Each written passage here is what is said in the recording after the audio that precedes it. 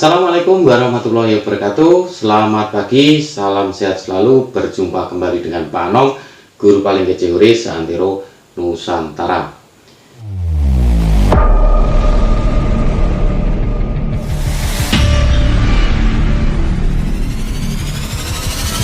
Oke, sahabat media belajarku kelas 10 TKRO, TKJ, TPSM, dan TPO.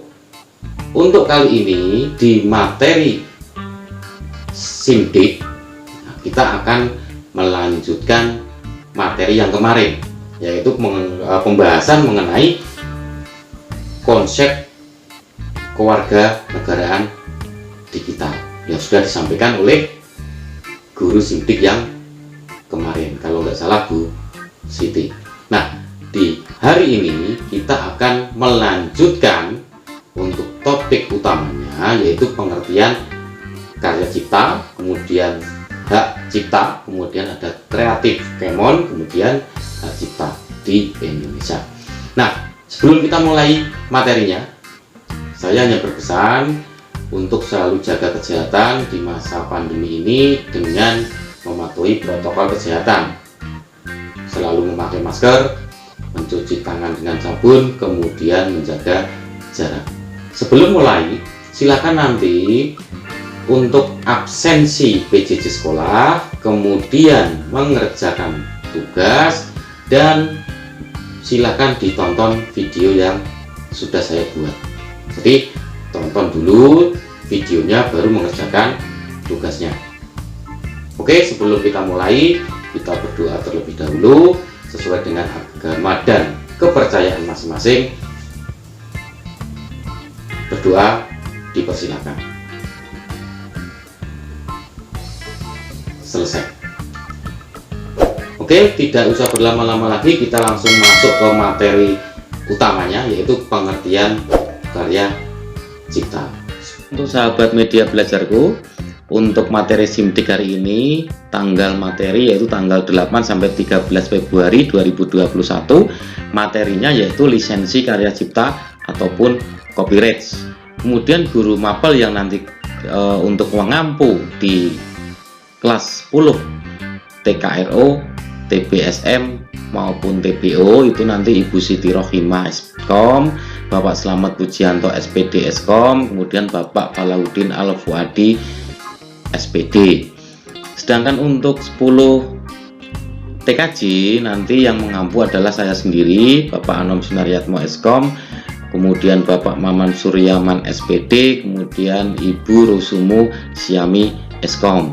Kemudian untuk kutipan hari ini adalah rasa ingin tahu adalah awal kebijaksanaan dari Socrates. Oke, langsung saja masuk ke materi selanjutnya. Nah, untuk topik utama yaitu pengertian karya cipta. Itu nanti akan kita pelajari adalah Undang-Undang Hak Cipta, kemudian metode lisensi Creative Commons, kemudian perlindungan hak cipta di Indonesia. Nah, sekarang kita lihat dulu untuk hak cipta atau lisensi. Nah, di sini ada sebuah contoh, ada sebuah foto ya. Ini contohnya foto, ini bertemakan pemandangan objek wisata di daerah Gunung Kidul, Yogyakarta yang dishoot oleh perusahaan ABC menggunakan kamera Canon EOS 1300 DI atau D1 8MP pada tanggal 13 Maret 2009. Nah, foto tersebut kemudian diunggah dan dibagikan melalui situs tertentu dengan syarat membayar lisensi foto tersebut. Nah, di sini ada dua yang dijadikan masalah, yaitu foto dan yang mengambil. Nah, adapun foto tersebut nanti dikategorikan sebagai sebuah karya atau ciptaan. Sementara perusahaan ABC yang mengambil foto itu berperan sebagai pencipta. Sehingga nantinya hak penuh untuk menciptakan pertama kali yang menerbitkan disebut sebagai hak cipta, dengan segala konsekuensi hukum terkait dengan hasil ciptaannya, sehingga perusahaan ABC juga disebut sebagai pemegang cipta. Jadi hak penuh pertama kali yang menerbitkan itulah yang disebut pemegang hak cipta. Dari contoh tersebut adalah perusahaan ABC. Lanjut, kemudian Undang-Undang Hak Cipta. Untuk Undang-Undang Hak Cipta itu ditetapkan dalam Peraturan Perundangan Nomor 28 Tahun 2014. Undang-undang tersebut menjelaskan bahwa ciptaan adalah setiap hasil karya cipta di bidang ilmu pengetahuan, seni, dan sastra yang dihasilkan atas inspirasi, kemampuan, pikiran, imajinasi, kecekatan, keterampilan, ataupun keahlian yang diekspresikan dalam bentuk nyata yang dihasilkan oleh perseorangan ataupun badan hukum tertentu yang selanjutnya disebut sebagai pencipta. Jadi hasil cipta yang nantinya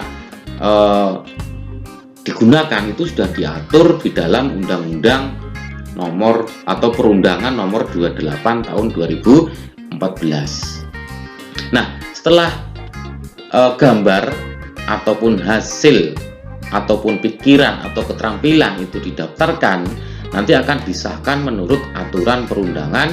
Pencipta akan memperoleh hak cipta dan selanjutnya akan disebut sebagai pemegang hak cipta. Pemegang hak cipta yaitu pencipta itu sendiri atau pihak lain yang telah menerima hak lebih lanjut dari pihak yang menerima hak cipta tersebut secara sah terhadap alat komunikasi yang dapat digunakan sebagai media penyampaian peragaan. Jadi pemegang hak cipta itulah yang dalam Undang-Undang nomor 28 tahun 2014 pasal 1 itu menyebutkan bahwa hak cipta adalah hak eksklusif pencipta yang timbul secara otomatis berdasarkan prinsip deklaratif setelah suatu ciptaan diwujudkan dalam bentuk nyata tanpa mengurangi pembatasan sesuai dengan ketentuan perundang-undangan. Jadi setiap hasil karya yang telah memiliki hak cipta ketika akan dipergunakan oleh pihak lain, contohnya adalah kita menggunakan Microsoft Office, maaf tulisannya salah, Microsoft Office. Nah, ini harus memperoleh izin atau izin tertulis terlebih dahulu apakah dapat digunakan secara gratis ataupun berbayar. Nah, sebagai contoh, itu lisensi pemakaian aplikasi paket perkantoran Microsoft Office 2010 yang dapat Anda lihat pada fitur menu Help. Pada bagian tersebut tertera informasi yaitu 2010 Microsoft Corporation All Rights Reserved. Nah, informasi tersebut menjelaskan bahwa semua paket aplikasi yang dikeluarkan dan dikemas dalam Microsoft Office 2010 dibuat dan diedarkan oleh perusahaan Microsoft dan dilindungi hak ciptanya secara sah di mata hukum. Jadi, simbol hak cipta itu biasanya disertakan dalam setiap produk sebagai bentuk peringatan atau tanda bagi setiap pengguna yang hendak memanfaatkannya. Jadi dengan demikian pihak lain tidak dapat menggunakan, menyalin, mengedarkan, memodifikasi, bahkan mempublikasikannya tanpa izin dari perusahaan Microsoft tersebut. Nah, jadi bisa dikatakan penggunaan hak cipta itu adalah alat komunikasi yang dapat digunakan sebagai media penyampaian peragaan. Kemudian di samping lisensi yang nanti dijamin oleh peraturan perundang-undangan kemudian disebut dengan hak cipta, terdapat pula jenis lisensi yang dibuat dengan tujuan membagikan hasil kreativitas secara bebas tanpa memikirkan lisensi yang harus ditanggung yang dikenal dengan nama Creative Commons. Kemudian ide awal pembuatan lisensi ini adalah banyaknya kasus yang berkaitan dengan hak cipta atas data yang diunggah di internet. Jadi awal dibuatnya lisensi itu adalah banyaknya kasus yang berkaitan dengan hak cipta atas data yang diunggah di internet. Jadi gambar, foto, ataupun video yang diunggah akhirnya metode lisensi Creative Commons dibuat pada tahun 2001 oleh Profesor Lawrence Lessig dari Stanford University dengan beberapa pakar hukum dari beberapa universitas terkenal di dunia seperti Harvard, Duke, kemudian Massachusetts, yang dapat diakses pada situs resminya yaitu https://creativecommons.com. Nah, ini Profesor Lawrence Lessig dari Stanford University, atau yang menciptakan metode lisensi Creative Commons. Tujuan utama dari lisensi ini adalah menyediakan lisensi hak cipta secara gratis kepada kalangan publik dalam dunia maya. Setiap pencipta karya inovatif yang berkeinginan meluncurkan karyanya dapat mengunjungi dan mengatur jenis lisensi yang akan digunakan. Nah, setelah menentukan jenis properti dan atribut lisensi Creative Commons, pemegang hak cipta dapat membagikannya dengan menyertakan kode baris untuk ditempelkan pada websitenya. Kemudian jika ada pengunjung melihat hasil karyanya atau bahkan pengikut sertakan dan mengcopy paste karyanya, pengunjung web tersebut akan melihat logo Creative Commons lengkap dengan atribut dan kekuatan yurisdiksinya.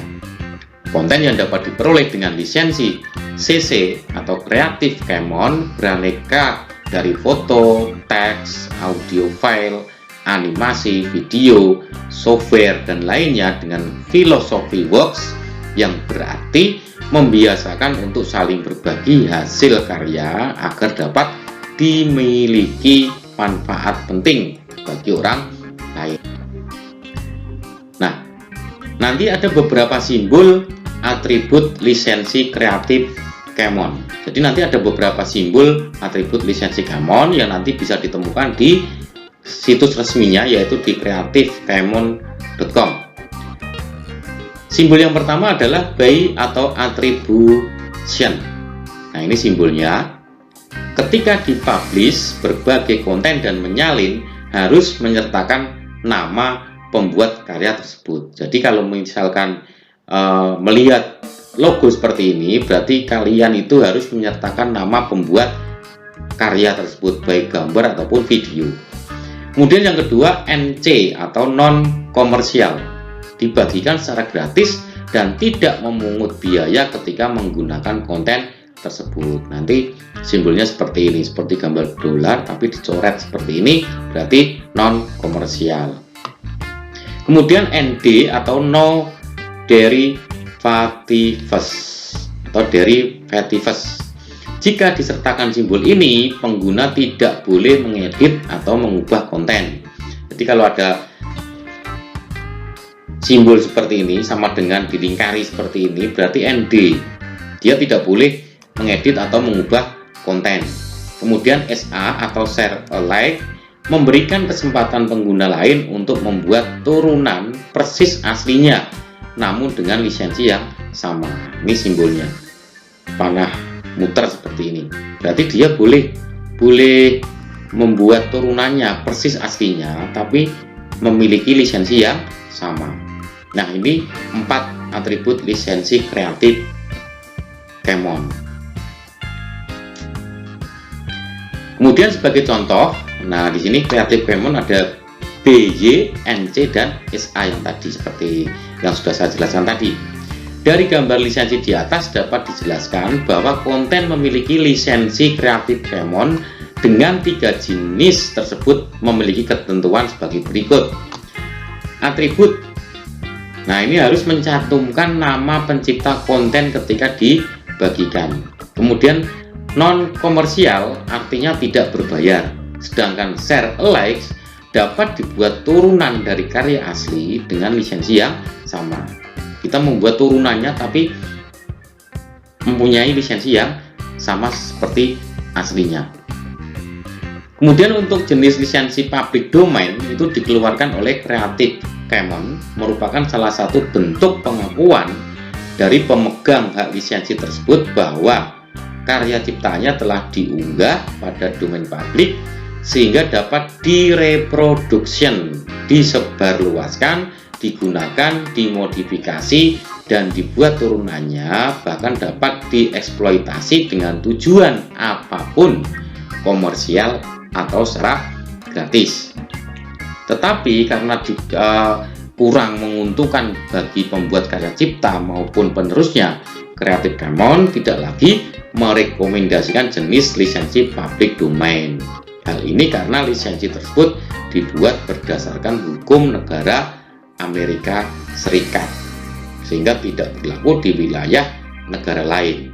Oleh karena itu, Creative Commons menerbitkan rekomendasi baru dengan tipe lisensi CC0 for Public Domain Dedication. Kemudian kita masuk ke perlindungan hak cipta di Indonesia. Nah, di sini industri yang melaksanakan bisnis, baik industri manufaktur ataupun jasa, wajib mencermati hak kekayaan intelektual atau hak kekayaan intelektual. Sehingga jika kalian dirugikan maupun merugikan orang lain, nah jadi jangan kalian itu merugikan atau dirugikan orang lain. Hak kekayaan intelektual ataupun yang biasa disingkat dengan haki ialah perihal yang sangat berarti serta sungguh-sungguh, apalagi negeri turut melindungi haki. Kemudian kegunaan hak kekayaan intelektual. Nah, ini pembuatan inovasi dalam penciptaan hak cipta bukanlah sesuatu yang gampang, karena perlu waktu yang lama, perlu pemikiran, perlu usaha keras supaya terciptanya suatu produk ataupun gagasan yang unik. Jadi haki ini sangat dilindungi oleh negeri sebab mempunyai banyak khasiat buat industri ataupun orang. Nah, di sini akan kita lihat berikut guna dari haki. Ada 3 kegunaan haki.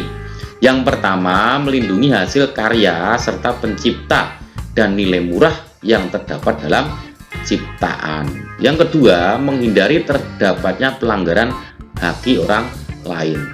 Yang ketiga, menghasilkan pasar yang kompetitif sehingga segmentasi pasar terus menjadi luas. Itu 3 kegunaan haki. Kemudian tipe-tipe haki itu ada 4 ya. Yang pertama adalah hak cipta. Nah, ini merupakan hak yang diberikan kepada pencipta buat mengumumkan serta memperbanyak karya ciptaannya.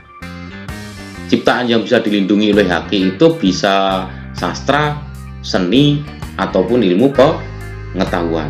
Kemudian yang kedua, hak kekayaan industri. Nah, ini merupakan hak yang mengendalikan seluruh suatu kepunyaan dalam area industri berikut perlindungannya. Jadi industri itu harus mendaftarkan produk mereka buat melindungi industri dari plagiarisme. Dengan demikian, kompetitor ataupun pihak tidak bertanggung jawab lain tidak gampang buat menipu ataupun mencuri desain produk industri. Kemudian yang 3, paten. Hak paten itu adalah hak eksklusif yang diberikan negeri kepada orang ataupun sekelompok orang yang sudah menciptakan sesuatu temuan baru di dalam bidang teknologi. Jadi temuan yang diartikan itu merupakan suatu aktivitas buat membongkar permasalahan tertentu dengan suatu teknologi. Contoh hak paten itu adalah misalkan temuan menimpa hasil penciptaan. Yang keempat, merek.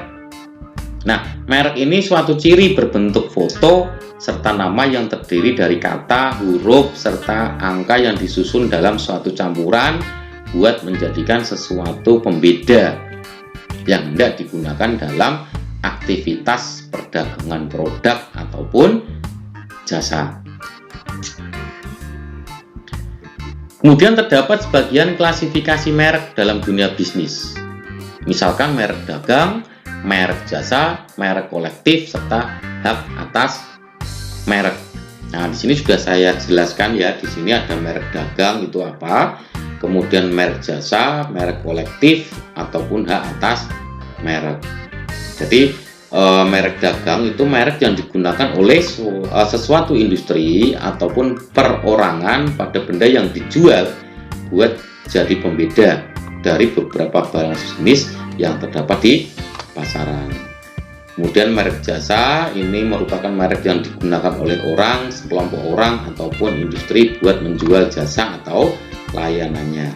Kemudian merek kolektif ini merek yang digunakan pada produk ataupun jasa yang mempunyai ciri yang sama serta diperdagangkan oleh tubuh hukum ataupun orang secara bersama-sama. Sedangkan hak atas merek ialah yang diberikan negeri secara eksklusif kepada owner merek yang terdapat dalam kurun waktu tertentu buat memakai sendiri merek tersebut. Nah, itu 4 klasifikasi merek dalam dunia bisnis.